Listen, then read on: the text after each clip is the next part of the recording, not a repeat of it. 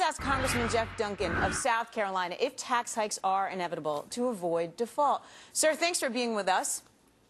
Thank you for having me, Tracy. The question everyone wants to know, can you hold out and avoid tax hikes?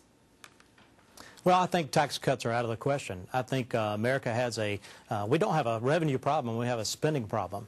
We're $14 trillion in debt. We didn't get here from taxing Americans too little. We got here because we spend too much money.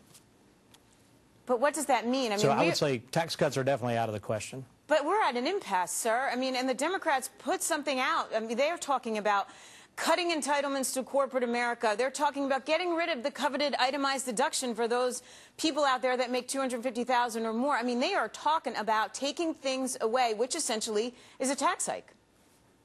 Well, America spends too much money. We've raised the debt ceiling 10 times over the last 10 years. We've added over $10 trillion to the debt. And so I see a very concerning pattern here of raising the debt ceiling and spending all the money. We've got to focus on what I call revolutionary reforms to the way government operates in Washington. And that comes with cutting spending, capping spending, and a balanced budget amendment to tie the hands of future Congresses from being able to spend so much money. We're hearing, too, that there's talk of eliminating the Department of Education, the Department of Energy, all well and good, but can that possibly happen in the next 2 weeks? Well, some of those agencies, if you look back, they're not mentioned in the Constitution as a role of the federal government. And so we're having a very, I think, an interesting discussion about what the federal government should be involved in, what we should spend taxpayer dollars on, or what should be left to the states and the local government. The interesting part, though, is that the administration doesn't really even seem to want to hear this kind of stuff, right? They're kind of very much focused on getting rid of subsidies for oil companies, getting rid of subsidies for manufacturing companies, again, taking away some coveted deductions. It seems like it's all, the notion of getting rid of the Department of Energy, Education, it's all a non-starter.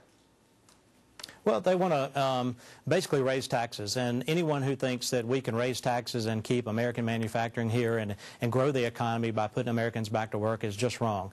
The problem we have in Washington is we've got too many people that have just signed the back of a paycheck and have never signed the front of the paycheck. They've never created jobs or had to meet a budget or run a company. And the more that we see business leaders like myself in Washington, we see that we get it. We can't spend money we don't have. Yeah, and unfortunately, that's what's happening, and that's why, changing the depreciation formula for or inventory accounting practices, this kind of stuff can really hurt our small businesses. What's really interesting, though, is that Wall Street seems to think a deal is coming down the pike because it's not really taking this all that seriously. So we are going to get some sort of deal by August 2nd. What's it going to look like?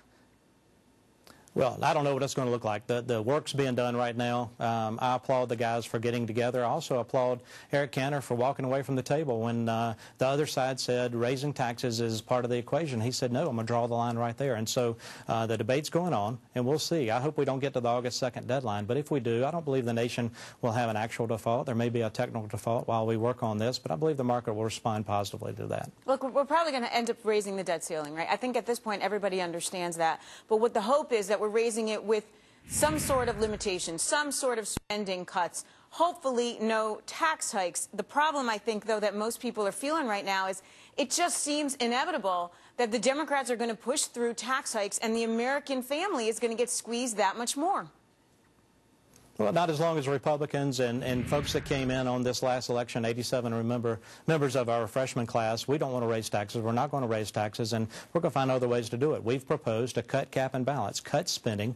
Let's cap spending so that this Congress and the next Congress won't continue to spend taxpayer dollars recklessly. And then let's pass a balanced budget amendment, send it to the states, and let the states ratify it. 49 of the 50 states have a balanced budget requirement in their state constitution. They understand that government has to operate really the way we operate our homes and our businesses, and that's within our means. We cannot spend money we don't have. Sir, it's interesting to me that there's never any talk of stopping the cost of living adjustment increases, stopping the notion that things need to be inflation adjusted. Quite frankly, Washington doesn't think we have inflation anyway. Maybe those are better ways to come up with some money as opposed to throwing tax hikes on the table consistently. Well, there's plenty to cut out of government. There's even plenty to cut out of the Department of Defense. There's plenty to cut in government waste. The Congressional Accounting Office came up with an idea this year that pointed to hundreds of billions of dollars that could be saved right off the bat. Congress needs to get to work. That's something we're pushing, is to try to continue to cut spending and rein in government spending and get that under control before we ever consider raising the nation's debt. And I go back to the point that we've raised it 10 times. We've spent all the money every time. We've added over $10 trillion to the nation's debt, and we can't continue this. Sir, but can you somehow guarantee the American people they're not going to see tax hikes? I'm sorry? Can you guarantee that there's going to be no tax hikes? Well, I can't make any guarantee. This is a Republican form of government. We do have two chambers, a House and Senate, but I can guarantee that I'll never vote for a tax increase, and definitely not a tax increase as we're approaching a debt ceiling increase. Representative Jeff Duncan of Greenville, South Carolina, thank you, sir, for being with us. Thank you. I appreciate it.